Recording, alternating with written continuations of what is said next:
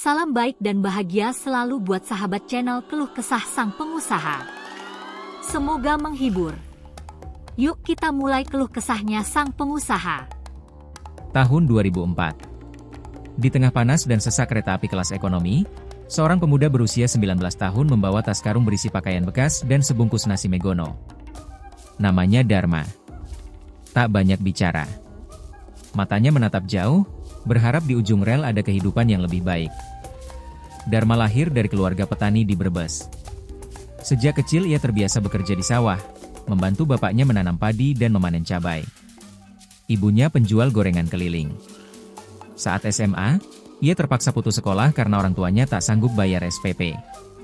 Hatinya sakit, tapi ia tak menyalahkan siapa-siapa. Ia tahu hidup keluarganya memang berat. Ia hanya ingin bisa bantu orang tua dan adik-adiknya.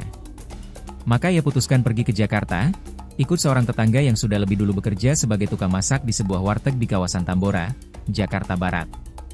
Setibanya di sana, Dharma langsung dihadapkan dengan realita kerasnya ibu kota. Tempat tinggal sempit, upah minim, dan kerja tanpa jam pasti. Awalnya ia hanya disuruh mencuci piring. Tangan sampai luka-luka karena terlalu lama terendam air sabun. Tapi ia tidak mengeluh. Dalam hati, ia bilang, ini bukan akhir. Ini baru permulaan. Setelah 6 bulan, Dharma mulai diperbolehkan membantu di dapur. Ia mengiris bawang, mengulek bumbu, bahkan sesekali menggoreng telur dadar. Di sela-sela waktu istirahat, ia mencatat resep-resep yang ia lihat. Kadang mencuri dengan cara membeli bahan baku di pasar agar dapat harga murah. Ia diam-diam belajar dari setiap aspek usaha warteg itu. Ia tahu, suatu hari nanti ia ingin punya wartegnya sendiri. Ia simpan sebagian besar gajinya. Uangnya ditabung, meski kadang ia harus tidur tanpa makan malam. 3 tahun berlalu. Pada tahun 2007, dengan tabungan hasil kerja keras, Dharma memberanikan diri membuka warteg kecil di pinggir jalan daerah Kranji, Bekasi. Ia menyewa ruko 2x3 meter, seadanya. Ia tak punya karyawan. Istrinya, Siti, yang ia nikahi setelah 2 tahun kerja, ikut membantu masak dan melayani pelanggan. Mereka bangun jam 3 pagi untuk belanja ke pasar dan mulai buka pukul 6. Pendapatan hari pertama, hanya Rp85.000. Tapi Dharma tak gentar. Ia percaya, pelanggan akan datang jika makanannya enak dan harganya jujur. Ia jaga kualitas masakan.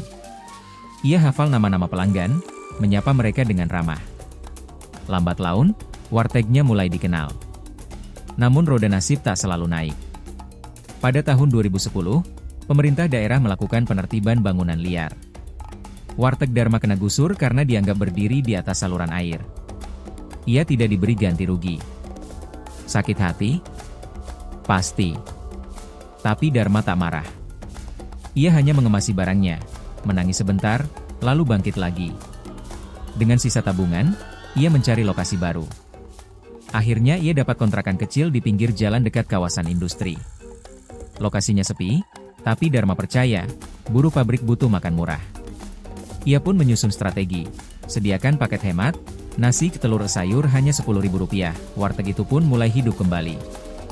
Maret 2020. Pak Dharma sedang menanak nasi ketika salah satu pelanggan setianya, Bang Ucok, sopir angkot langganan, masuk ke warteg dengan ekspresi murung.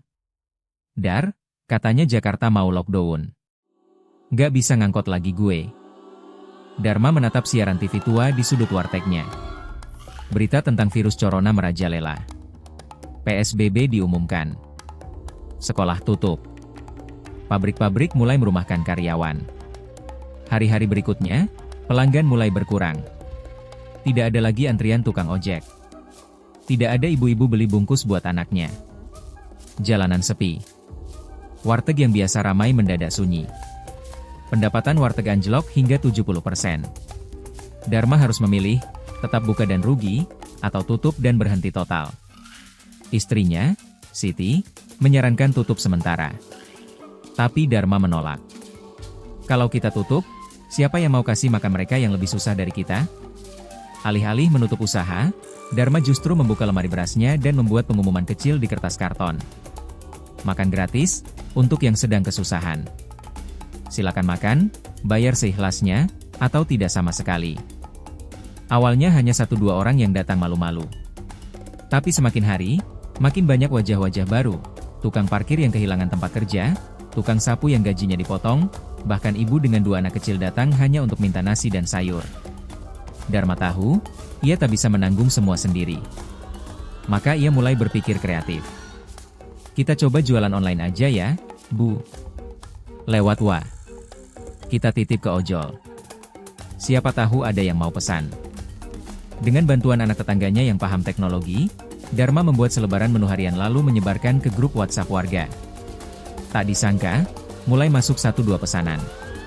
Ada dari ibu rumah tangga, pegawai WFH, bahkan 1 pesanan dari rumah sakit dekat situ.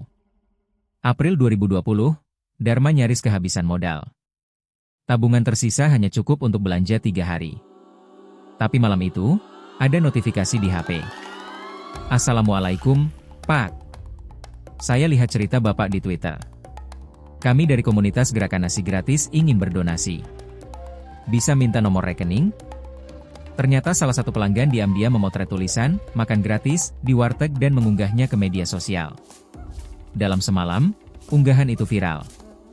Netizen menyebarkan kisah Pak Dharma, mengapresiasi ketulusan seorang pemilik warteg yang tetap membantu saat ia sendiri kesulitan. Dharma menangis malam itu. Tangis yang bukan karena sedih, tapi karena haru. Ia tak menyangka, niat sederhana bisa membuka jalan pertolongan. Sejak saat itu, wartegnya mendapat bantuan rutin dari komunitas. Ia tidak hanya bisa bertahan, tapi juga menambah porsi makan gratis tiap hari. Suatu hari, Dharma didatangi seorang pria lusuh. Pria itu berdiri di depan warteg, menunduk. Pak Dharma, maaf. Saya Reno, dulu pernah kerja sama Bapak dan pernah ya saya ngambil ayam 1 kilo. Saya curi. Saya nyesel Pak. Dharma terdiam. Reno adalah mantan karyawan yang dulu ia pecat karena ketahuan mencuri bahan masakan. Tapi malam itu, Dharma tak memarahinya. Ia suruh duduk, diberi makan, dan akhirnya berkata, "Kamu salah, iya. Tapi hidup ini bukan soal jatuhnya, tapi mau bangun lagi atau tidak. Kalau kamu memang sungguh-sungguh, besok bantuin saya masak, ya?" Reno kembali bekerja. Tapi kali ini ia bekerja dengan sungguh-sungguh. Ia bahkan yang paling rajin datang pagi dan paling terakhir pulang. Kadang ia jadi semacam manajer lapangan warteg mini itu. Pada pertengahan 2021, cucu tetangganya, si kecil Andin, 15 tahun, membuat konten TikTok sederhana tentang warteg baik hati. Videonya menampilkan Dharma sedang masak sambil menyapa pelanggan, dengan caption, "Pemilik warteg yang tetap berbagi meski dagangan sepi. Respect." Video itu viral. Dalam 2 hari, tayangan mencapai 500.000 views. Komentar mengalir deras. Salut, Pak Dharma. Orang baik pasti dipertemukan dengan orang baik. Boleh titip donasi ke Pak Dharma? Pelanggan online meningkat.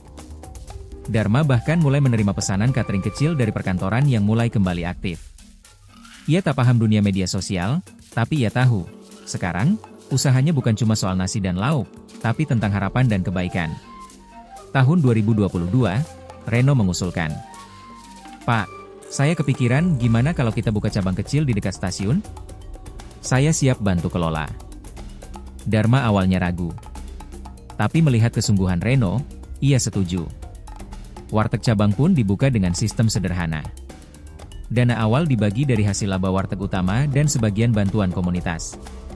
Warteg cabang itu diberi nama Warteg Gotong Royong 2. Prinsipnya sama, harga jujur, makan gratis untuk yang membutuhkan, dan pelayanan ramah.